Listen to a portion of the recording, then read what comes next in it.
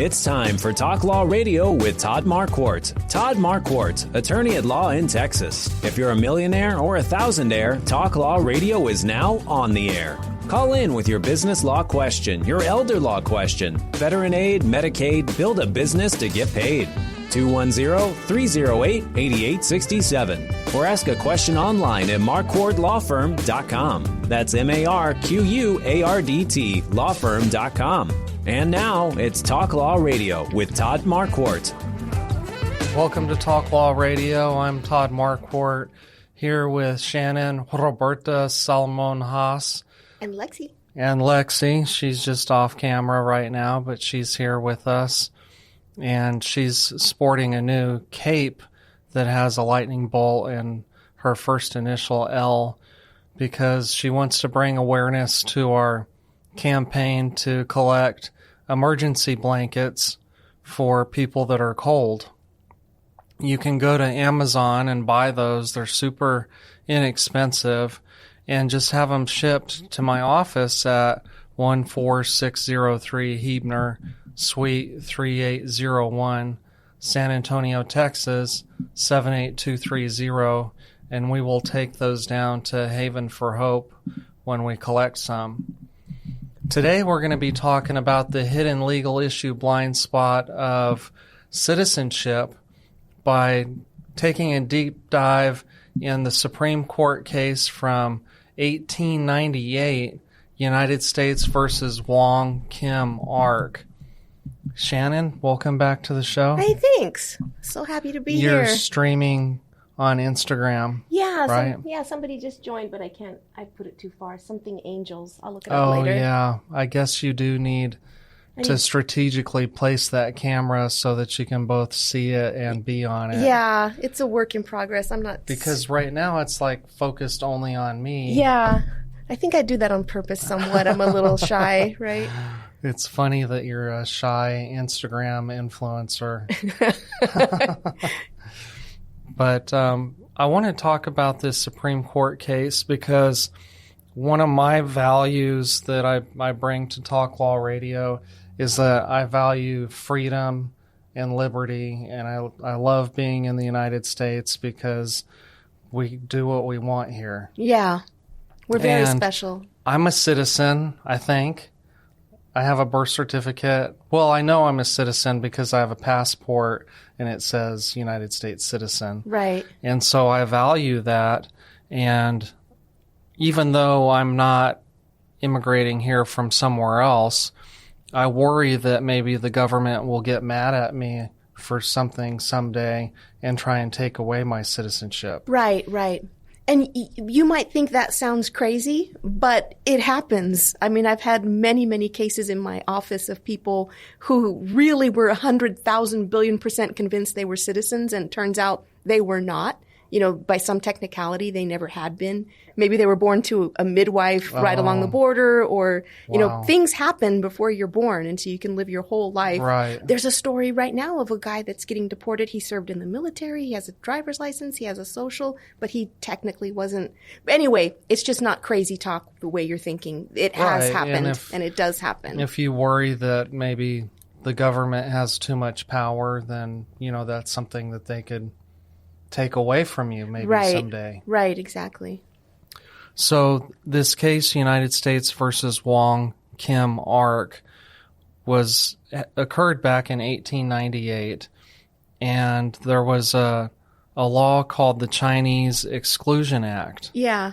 And I think that you talked about this when Juan was with us, and we were talking about immigration law and how far back in the United States history immigration law started, and I think you mentioned this law. Right.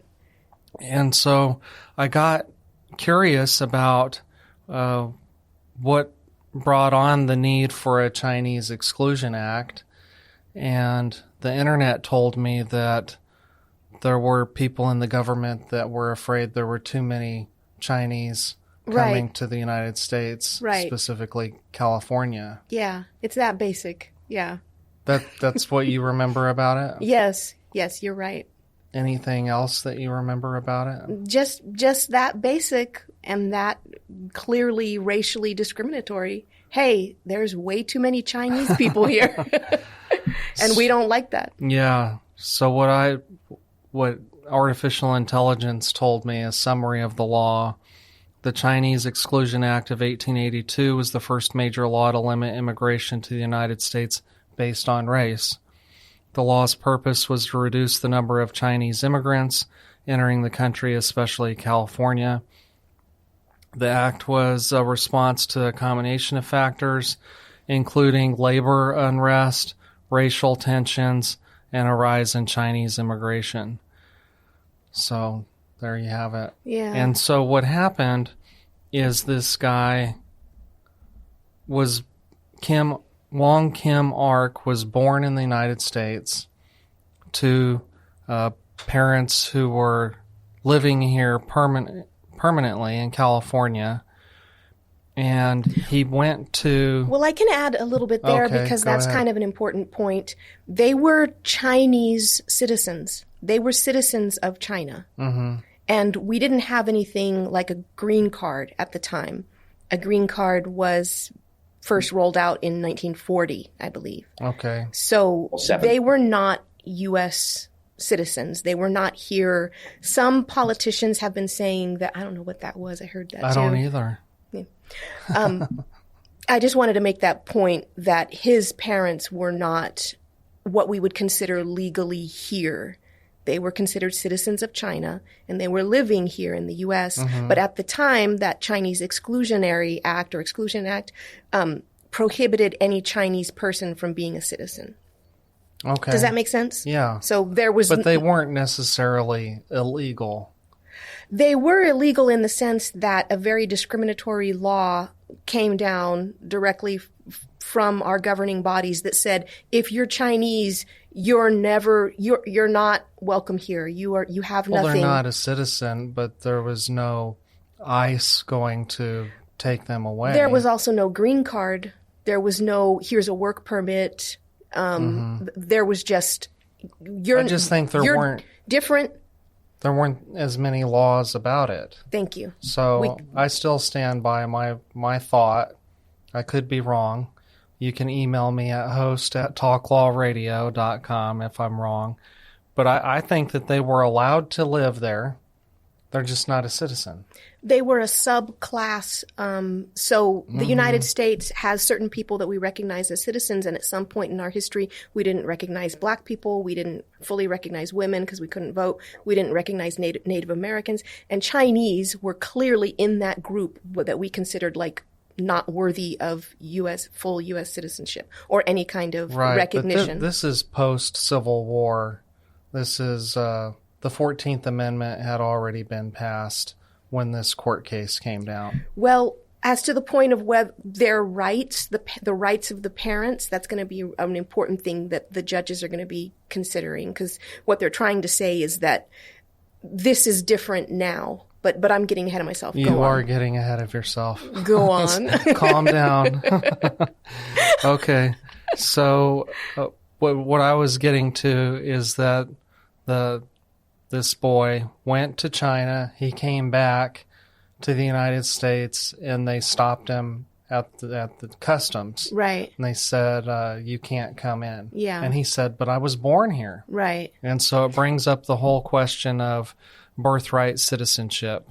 If you're born here, does that make you a citizen? And the reason we're asking this question is because of President Trump's executive order that says that their birthright citizenship isn't an entitlement of somebody that's born of somebody that's here without permission. Right. If you have a father that's a citizen or a legal permanent resident, then I think you're good to go. But how does it read exactly? If your mother doesn't have status. Yeah, we'll get into that on the Saturday show. We're going to talk about the 26 executive orders, but this show is only about this case, Shannon. Okay, I'll try and calm down. Thank you for that reminder. But an important point that I want to talk about is the language from a case that's quoted within this case. So United States case law is based on other cases that have come before it, and that's called precedent. And so in order to come up with a decision as to whether this gentleman was a citizen because of where he was born, the Supreme Court at that time in year 1898 had to evaluate lots of other cases. And one of those cases was a North Carolina Supreme Court case where Justice Gaston said, quote, "Before our revolution, all free persons born within the dominions of the King of Great Britain, whatever their color or complexion, were native-born British subjects. Those born out of his allegiance were aliens. Upon the Revolution, no other change took place in the law of North Carolina than was consequent upon the transition from a colony dependent on a European king to a free and sovereign state. British subjects in North Carolina became North Carolina freemen, and all free persons born within the state are born citizens of the state. The term citizen, as understood in our law, is precisely analogous to the term subject in the common law, and the change of phrase has entirely resulted from the change of government. The sovereignty has been transferred from the man to the collective body of the people, and he who before was a subject of the king is now a citizen of the state." I just really loved the language from that, saying that we used to be subjects of a king, and now we're citizens of a state. Okay. Well, when you say it like that, I love it too. That goes with my strong belief and philosophy that we should be free people. Right. No king. God-given, no monarchy for us. That's right. Now, so what does democracy mean then? What is it? How do you define democracy? Well, we're not a democracy. Really? We're a constitutional republic. Okay. We'll have to talk about that some other time, because here's my shocking revelation. Tell me. That in this case in 1898, the Supreme Court said there were exceptions when somebody born on the land would not be considered a citizen. And that's if they were a child of a member of the army of an adverse nation. Oh, yes, yes, yes. And so if there was a lawyer for the United States appealing the cases coming down now, maybe they would argue that because President Trump has designated this group of individuals over the last 4 years coming into the United States without permission to be an invasion. Right, exactly. Then the children of any of those people born would not be citizens. Right. Yeah. That might be. You think they might make that argument? They already are. I haven't heard anybody in the news talking about that. I thought I was the smartest one coming up with that. Well, Judge Wu would agree with you, because he's the one. Is that his name, Judge Wu? From this case? Back to the first administration that Trump had, Wu, W-U, I think is okay. So he's been making that argument, and it made me wonder if that's why the news was always spinning it that we're being invaded. And he's kind of been the lone voice, and nobody really had taken that very seriously, but they did it. They've actually really done it. Okay. Well, I haven't. The majority of people, I don't think, will agree, but who knows? Yeah, the news people that I've been listening to, one has argued that because of this case, everybody that's born here, the Supreme Court today is going to use this case to reaffirm birthright citizenship. Okay. And so this guy that I listened to, Hugh Hewitt, he argues that President Trump is actually doing these immigrants a favor. Oh my. with his executive order, Okay. forcing the Supreme Court's hand to say that what's happening today is exactly the same as what happened in 1898. And how would that help? Well, because then there would be clear Supreme Court judgment saying that if you're born here, you're a citizen. No questions. Okay. So that's just something that's come up. But It's interesting. there's other political pundits that say that our situation now is distinguishable from this case because the people that are being, or would at least argue that the people that are having children here now, because they're here without permission, their children cannot be a citizen. Uh-huh. So that's why it's important for this 1898 case to really understand, were this guy's parents there with permission or not? Yeah. You're right. And I read the case, Agreed. but I could have missed something. I didn't see anything that said that they were in trouble. I think they were already there before this Chinese Exclusion Act was passed. So no more new Chinese, but if you're here, you're not a citizen, but we're not going to expel you. There was no ICE. But they had no legal status. The United States had, we've had a pretty ugly history. No legal status, but no penalty for employing them. So today you get in trouble if you have people that are not authorized to work in the United States working. I'm going to stick with my interpretation that I don't believe they were here legally. Okay. Because the concept didn't even exist yet. We just had certain groups of people. We were born from a very racist standpoint. Right. They were second-class citizens, but they weren't going to be expelled. They could have been expelled at the whim of any. You know what? I like your definition. If you're here with permission, then you can't just be expelled, right? Mm-hmm. You have to have a trial in front of an immigration judge. Right. They have to revoke your status because you have some kind of status. None of that would have, you know what?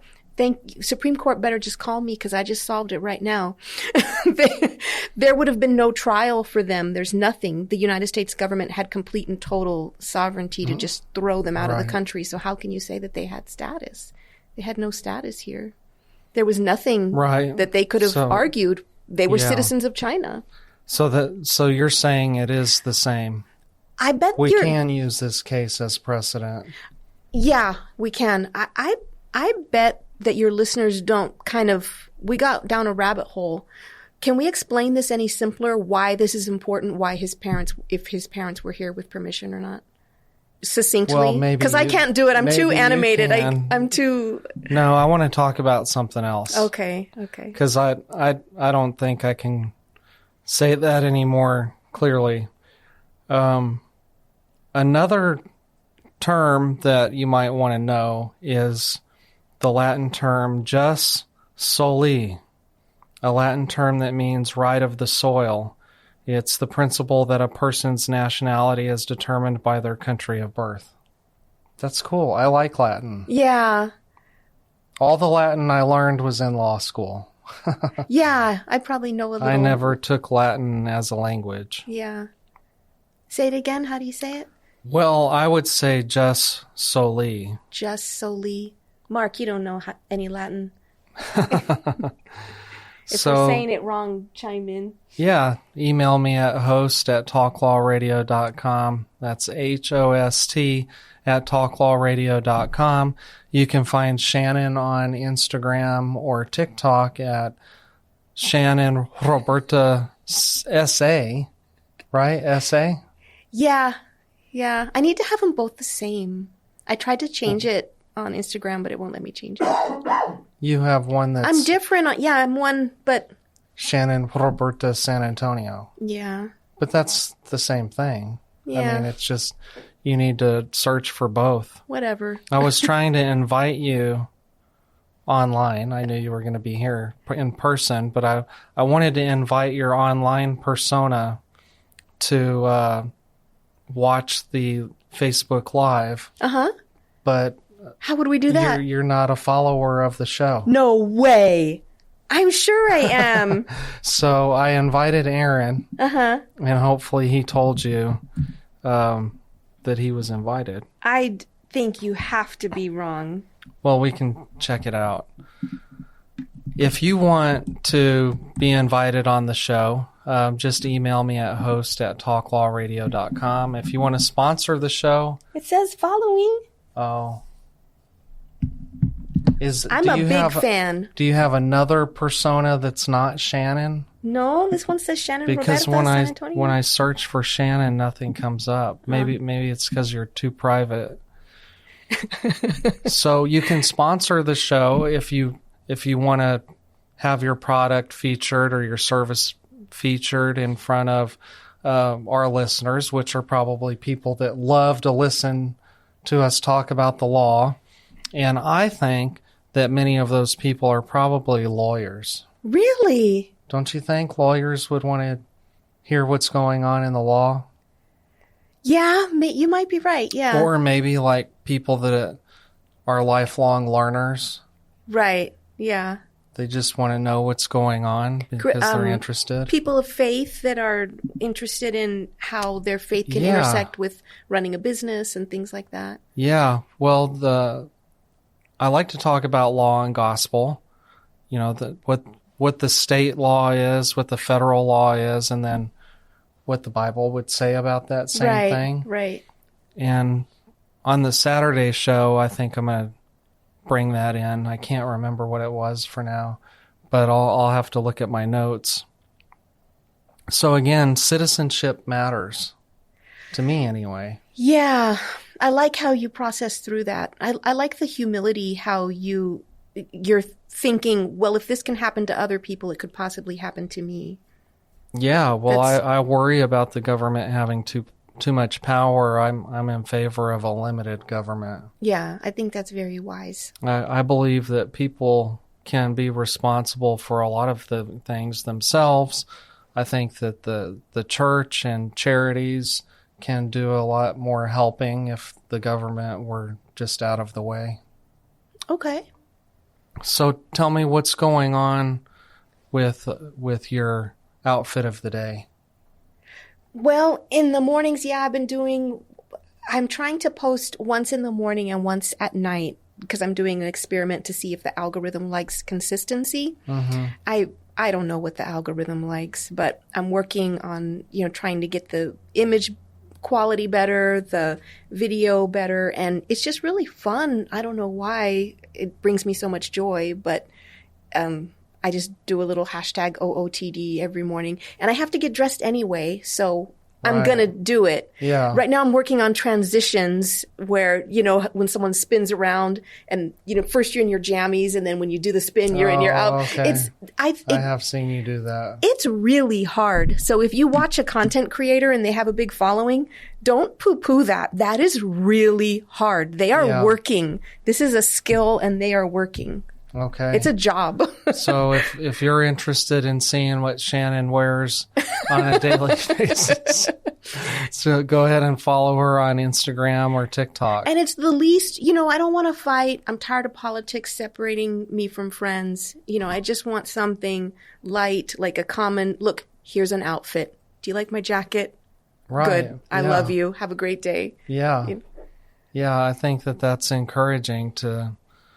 Like a common place, like a common ground. Right, common ground. I like that. Like you and me, how we can disagree but still be friends. Right. Well, my outfit today is brought to you by Penguin from Dillard's. Yeah. My shirt. This is a new shirt. Yeah. What would you call that? Salmon? Peach? One of those. Yeah. I'm not sure. Burnt orange? No, it's not burnt orange. I didn't go to UT. I was an Aggie from New Mexico. You kind of have your tag sticking out a little bit. Would I be too motherly if I tuck it in for you a little bit? Here. Yeah, there. So I went the whole show with my tag sticking out. I didn't want to mother hen you. I'm sorry. Yeah, you're right. I should have just reached over and done it, right? Well, that's our show for today. Hopefully you gained a little insight from listening to us talk about the Supreme Court case from 1898, which was United States versus Wong Kim Ark. Well, I think that this is going to be precedent for a case challenging President Trump's executive order declaring that those born of non-citizens are not citizens. Anyway, I'll talk to you later. Bye.